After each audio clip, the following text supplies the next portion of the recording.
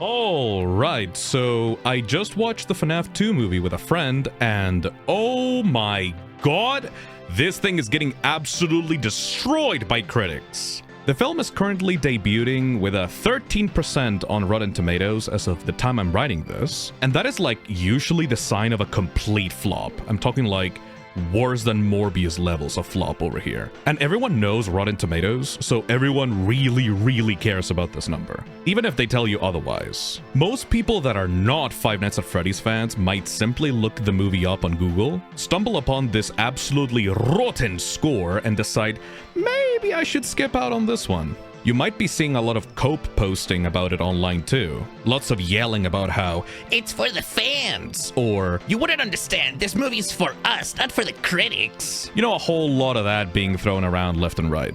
I'm here to tell you, in no uncertain terms, you should go see Five Nights at Freddy's 2 on theaters, because this movie is fucking crazy. So, quick spoiler-free review up ahead. I'll talk about what I liked, what I disliked, what sorts of things you should expect when going into the theater, and, you know, other YouTuber opinions that you should hold on to for dear life like they're your own.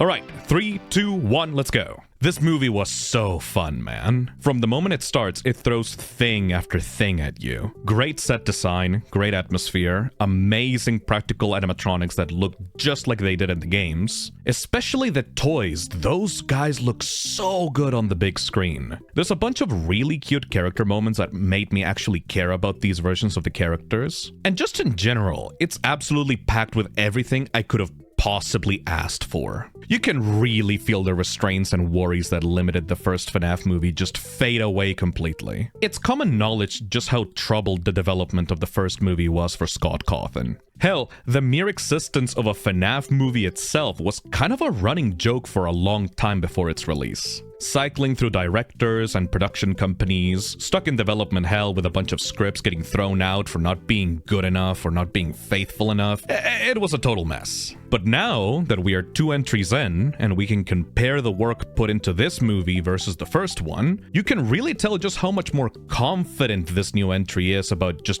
being itself, how it's willing to take risks and just plain old have fun with the world and the wacky concepts that were always a part of this franchise. I was not very vocal about my thoughts on the first movie, mostly because I was kind of on sabbatical from FNAF in general during that time, but every time someone asked me about it, I would always just say that, it was alright. Pretty neat. Every scene that actually took place inside the building with the robots was neat. I loved the bit where Freddy chomped that woman in half. I loved what they did with Matthew Lillard as William Afton. And in general, it was an alright time, but there were problems. My biggest complaint at least were those boring dream sequences that took away what felt like a third of the movie. Plus a bunch of scenes of the characters just moping around, being sad about how much trauma and debt they have or how much their lives suck or whatever. It felt like we had little to no time to actually interact with the Fazbear gang or have more than a few cool horror moments. And while I was not very vocal about these complaints, it seems like I was not alone in my thoughts of the first film, because the sequel amps up pretty much everything I liked about the first movie, improving in every aspect compared to its troubled predecessor. Like, for example, I actually care about Mike and Vanessa as people now. Those two share pretty much equal screen time throughout the movie, and there's a clear emotional bond that's forming between them. I like the little chemistry they have now. 2 broken people who've gone through a lot, gravitating towards one another to find comfort after their lives were upended. Mike has his shit together a lot more now, and has gone from being obsessed about his past to actively trying to help the other people in his life. He's got kind of a hero-savior complex vibe to him now. Mikey has grown into a full-on survival horror type protagonist like Ethan Winters, which I really think fits him. Vanessa, meanwhile, is just a complete wreck. Like, girl is going through it in this one. She gets the brunt of the real good horror scene, so every time this woman is left alone in a room without Mike, you can just guess she's about to have the worst time in her life, and it's just so entertaining to watch every single time. The movie also focuses on the characters we actually care about, so there's way less pointless side characters, and the ones that do show up do so for very specific reasons. They just do their thing and then promptly get a good laugh out of you or get brutally killed in different ways. I think my favorite new one has to be this asshole teacher character that's like Abby's perpetual op for like half of the movie. For no other reason than I think he's just genuinely racist against animatronics in general. It's really dumb, but like in a fun way. And speaking of focusing on the stuff that we actually care about, oh my god, thank you. Thank you for listening to fan feedback, because the animatronics are center stage in this film. And there's just so many of them now. They got everybody you expect up in there. Every little weirdo from the second game gets their moment to shine. They also got new voices for the main toy trio, and they sound perfect. Megan Fox does a great job as Toy Chica, and while I was initially weirded out by hearing MatPat voicing Toy Bonnie, the dude genuinely kills it, because he actually put in the work to sound like a character, and it's not just a gratuitous YouTuber cameo. I was really pleasantly surprised. And finally, while I'm not going to go too much into detail since this is a spoiler-free review, the one character that I'm so glad they focused on was the puppet. I mean, the marionette. It's weird calling it that since I'm so used to calling it the puppet, but yeah, the marionette is definitely a highlight of this movie compared to its game counterpart. This thing definitely feels like a big threat now, and pretty much serves as the main antagonist in place of Afton, which I personally find so cool because I always thought that the concept of the marionette should have been explored more in the games. So I feel very vindicated seeing this thing get a major focus. And you know, actually doing stuff and interacting with the characters rather than just sitting in a box or being relegated to a glorified cameo like it was in the games. There's so much stuff I could talk about in regards to the marionette, but they are like the best parts of the movie, and you need to go see it for yourself to understand why I liked it so much. Its inclusion also single-handedly fixes what I think was one of the weaker parts of the original FNAF movie, where the animatronics felt kinda silly and non-threatening. I'm pretty sure that in the original, if you could just sit Freddy down for like a second, he would just turn into a big softie and you could have a little cup of tea with him, and then start playing patty cakes with him or something. But with these new ones, especially the marionette, there's no reasoning with them. They actually feel like killer robots and not just kids playing around inside of costumes. Weirdly enough, a lot of moments in this movie gave me a similar vibe to the original Child's Play trilogy, especially the scenes with the toys at the school or the Fast Fest. It really gives off this super charming 90s slasher film energy, where these creepy mascots are just let loose to terrorize the poor townsfolk, who are terrified but also so weirded out by the freaks coming to get them.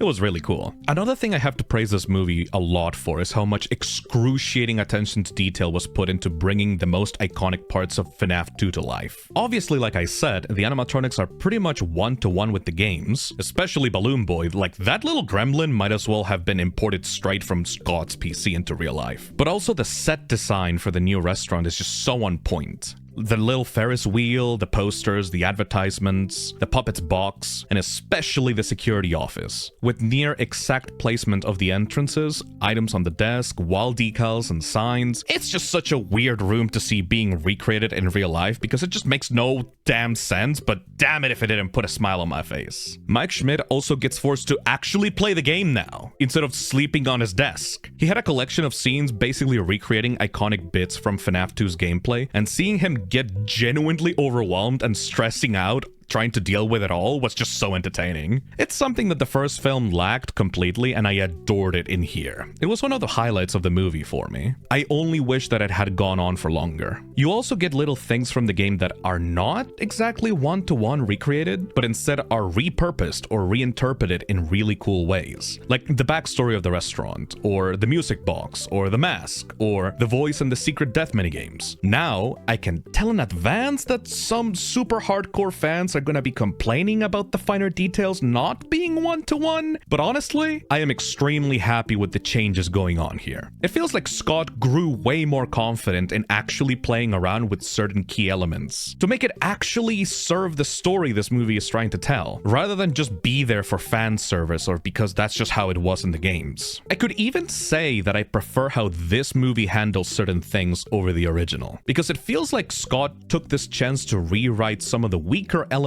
of the lore, do a second pass on them, and make things way less confusing than before. I know this is a really vague statement, but once you see the movie, I think you'll know which parts I'm talking about. I can also, without a shadow of a doubt, tell you that this movie is weird and crazy. which I think is going to ruffle a lot of feathers, but honestly, I adored this movie way more than the original because of it. It's got those trademark Scott Cawthon moments where he will just introduce some batshit crazy idea into the story with very little build-up or explanation, and just expect you to accept it. If you're an OG fan or someone that's read through enough FNAF books, you'll know exactly what I'm talking about. It's a trademark of Scott that makes his games and stories so distinct, but also can risk frustrating a lot of people if they're not done right. Or if you describe them out of context, it just sounds like the stupidest thing imaginable. Thankfully enough, I can confidently say that most of the new Scott Cawthonisms added to this movie worked beautifully, at least for me. Again, I won't spoil it in this video, but there's exactly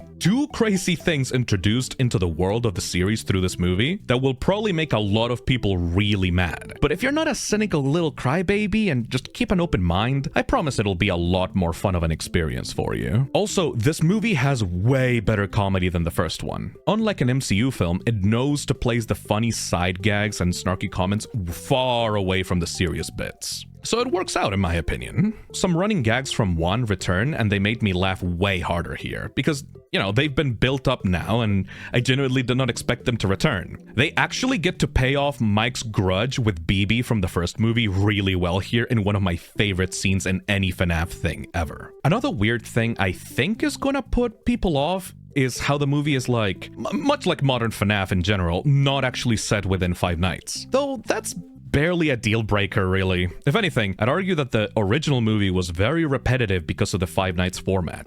This one has a lot more going on, a lot of different places the characters go to, and the robots get to walk outside and interact with people, which I'm pretty sure is a series first. So yeah, I guess it's up to you if this is something that's going to improve or worsen your view of the film. There's also a sad lack of Matthew Lillard on this one. I mean, it depends. Obviously, having the Yellow Rabbit be the main antagonist of FNAF 2 would be massively out of place. And like I said, I'm glad that they chose to focus on the marionette. But I don't know, I feel like the way that they included Afton here is a bit awkward and kind of shoehorned in. Like they needed to find an excuse to have him show up a few times, just to remind you that he's still relevant, you know? I kind of see it as an IOU, or like a little snack to keep Afton fans fed while they are waiting for his big comeback special in the 3rd film. And finally, to end off the list of weird stuff, there's one thing in this movie that's so out of place, but was so cool, it made me and everyone else in the theater lose their fucking minds.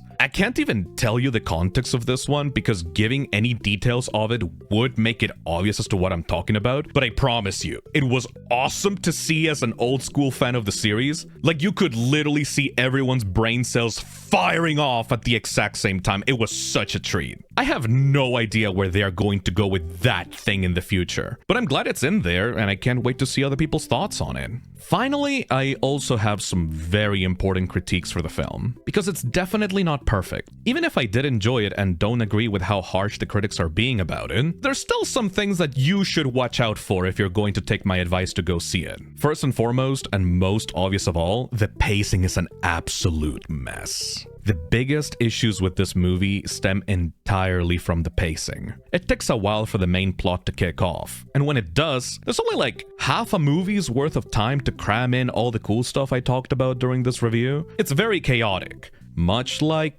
actual FNAF 2 itself, now that I think about it.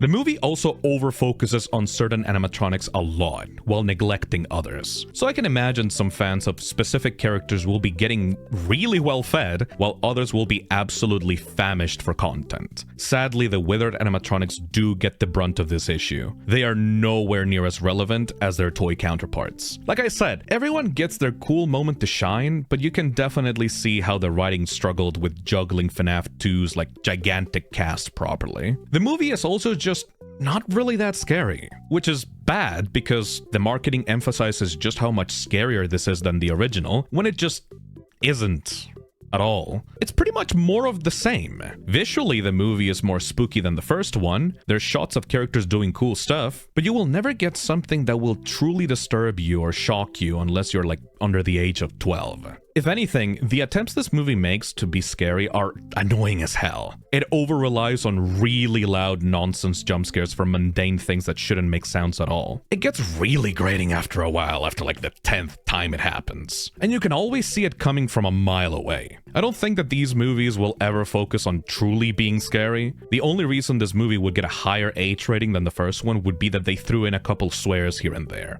So if you're coming into this one expecting to get spooked, I think that you'll just be left disappointed. It's also frustrating to say, but worst of all, the ending is nowhere near as good as the first movies. In fact, I would have to say that the ending is the worst part of the movie by far. It just did not land well at all. And I think it will be a major sticking point that might straight up ruin the movie for people. It's a combination of many different factors. A lot of them I can't go into detail about right now, but I will be way more open about it in my full thoughts stream I'll be doing tonight after this video goes up. But basically, I can say it suffers a very similar problem to the second Spider-Verse movie, with plot points that are wrapped up too quickly near the end, or just not wrapped up at all. This is also yet another classic Scott Cawthonism, having a very abrupt ending that tries its best to bait you into being excited about what's going to happen next, without actually delivering a satisfying conclusion. This did not happen in the first movie, because the first movie was a gamble. There was no guarantee that there was ever going to be a second one, but now that the first movie was a resounding financial success, and Blumhouse has a lot more confidence for FNAF to become a full-fledged movie franchise, I sadly have to confirm that yes, Scott's worst writing tendencies have begun to creep into this side of the franchise as well. I just hope that with enough feedback from the fans, this could hopefully not be a repeat mistake moving forward. Because aside from these issues, I really enjoyed myself. I'm not gonna give this movie a score personally. I just don't like movie scores in general, because I feel like they will never truly reflect what a movie can fully be for everyone. That's ultimately why I think the Rotten Tomatoes score for this franchise will always be weird. Not because it's For the fans. or because critics are snobs or whatever, but because I think it's silly to put a general score on a movie for a niche franchise that's clearly doing its own thing, rather than trying to follow mainstream horror tropes. So like, who cares really? Do I recommend you go watch this movie? Well, if you enjoyed the first one, or if you enjoy stuff like the Chucky series, or Goosebumps, or Are You Afraid of the Dark? Yeah, absolutely. It's a really fun and crazy movie with stuff you don't get to see often in modern mainstream elevated horror movies. It's not the greatest thing in the world, but I definitely recommend checking it out with friends, or with someone just as brain-rotted about the funny bear game as you clearly are if you manage to get to the end of this video. So, yeah.